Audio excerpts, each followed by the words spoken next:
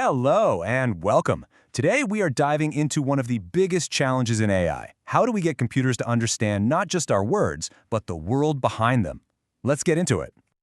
So, we've all been there, right? You ask your phone or your smart speaker a totally simple question, and the answer you get back is just bizarre, completely out of left field. You know it heard the words, but it feels like it just completely missed the point. So what is going on there? Well, it all boils down to one powerful little word: context. For us, it's second nature. We just know that when someone says, "Wow, it's hot in here," they might be stating a fact, or complaining, or even asking you to open a window. It all depends on the situation. For a computer, though, getting that is unbelievably hard. To really get why this is such a breakthrough, we first have to take a look at the old way of thinking. You see, for the longest time, computer logic was kind of stuck in this very rigid, black and white world. This world was pretty much dominated by something called Frig's principle, and the core idea was deceptively simple. A sentence's entire meaning could be boiled down to just one of two things: true or false. That's it. Is the sky blue? True. Is the sky made of cheese? False. End of story.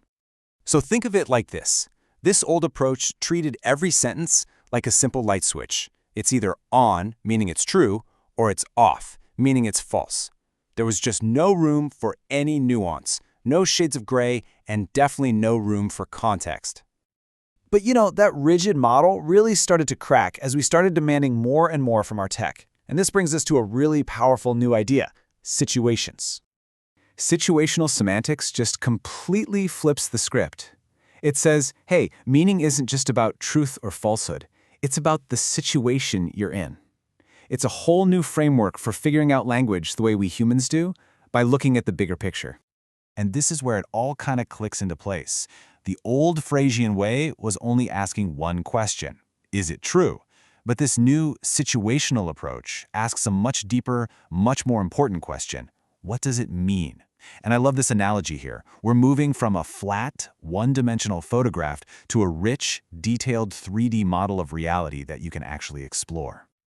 Okay, so this sounds awesome in theory, but how does it actually work? I mean, how do you teach a machine to build that 3D model of meaning? Let's pop the hood and take a look. The main tool they use is a pretty specialized system called episodic logic. The best way to think about it is like a programming language that's designed not just for data, but for events, for episodes. It's basically a way to teach a computer how to recognize and map out all the little stories that make up our world. And at a high level, this is how it works. First, you start with a sentence that describes something happening. Let's say, the girl pet the dog. Simple enough. Then, the system zooms in on that and isolates that specific situation. Next, and this is the really cool part, it deconstructs it. Who's involved? The girl, the dog. What's happening? Petting. And finally, it builds a formal model of that whole interaction that a machine can actually understand and reason with. So the whole point, the crucial takeaway here, is that the system isn't trying to figure out if a statement is universally, always true. It's trying to figure out if it's true within that specific situation. And that's what unlocks all that missing nuance and context. Okay, so what does this all mean for us? How does this build smarter technology? Because this isn't just theory anymore.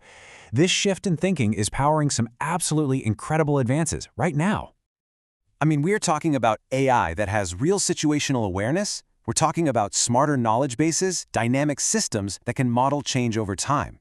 This is the engine behind advanced natural language tools, the stuff that translates our messy human words into clean, structured data that a computer can actually work with.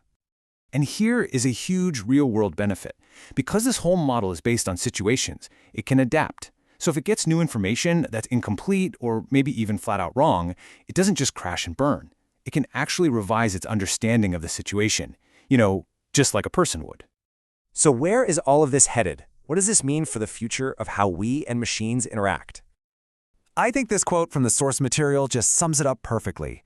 The old way could only tell you if a photo was in focus or not, true or false.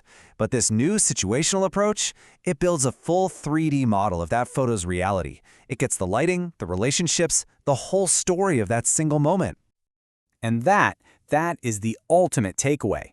This isn't just about processing data anymore.